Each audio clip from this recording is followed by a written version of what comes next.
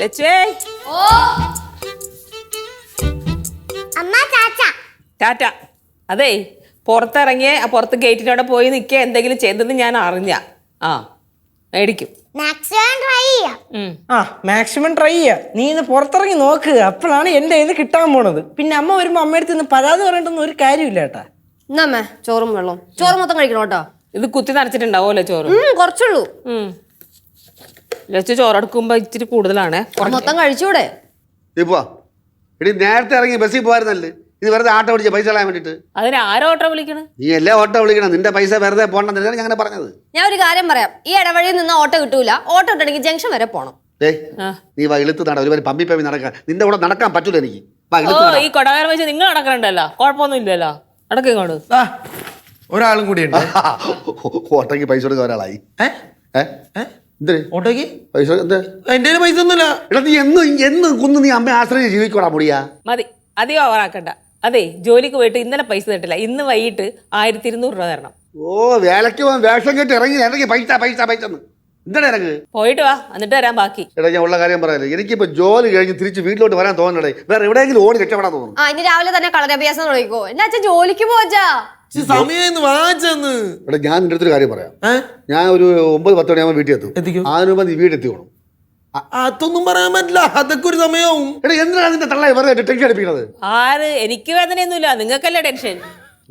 ആണുങ്ങളെ കാര്യം ആണുങ്ങൾക്ക് അറിയാവും, നിങ്ങൾക്കെന്ന് പറഞ്ഞാൽ മനസ്സിലാവും കേട്ടാ. പിന്നെ ആണുങ്ങൾക്ക് പിന്നെ പെണ്ണുങ്ങളുടെ എല്ലാ കാര്യം അറിയാലോ.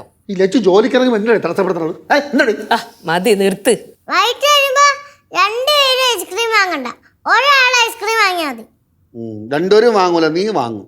അല്ല ഇല്ല. ഞാന് വൈകിട്ട് പെരുമ്പാവൂർ സൈറ്റിൽ പോയിട്ട് താമസിക്കും. എത്ര വൈകണേ? എത്ര വൈകണ? അല്ല അവൻ വൈകാൻ പാടില്ല, നിങ്ങൾ വൈകാൻ പാടില്ല. അച്ഛന്റെ പേര് അമ്മയുടെ ബാഗ് ചേട്ടന്റെ ബാഗ് എന്റെ ചേട്ടാ. എടാ എന്റെ എന്തിനാ ബാഗ്?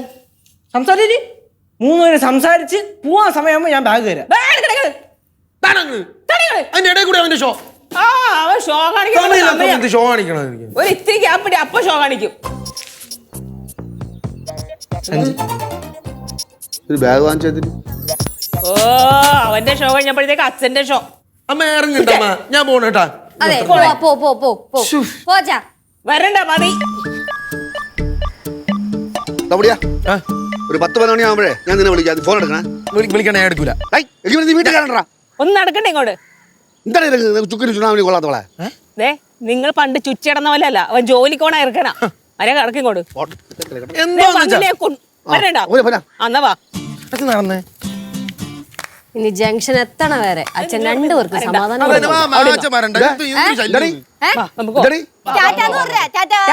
ഉൾപ്പെടത്ത് പോണോ?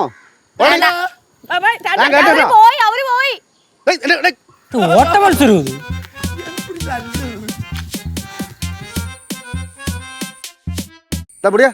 എവിടാ നീ ഇത് വരാത്തത്? എടാ ഞാൻ ഇവിടെ എത്തി. ഇങ്ങോട്ട് വാടാ. വലത്ത് ചുറ്റി തിരിച്ചോണ്ടിരിക്കണ പോയി. ഞാൻ എൻ്റെ കയ്യിൽ പോലെ വാങ്ങി കേട്ടാ. അല്ലേ ഇവിടെ വാ. ശരി വല്ലയിടത്തും കറങ്ങി കിടക്കും. നമുക്കാണ് ടെൻഷൻ, ഉറക്കവും ഇല്ല. വരട്ടെ.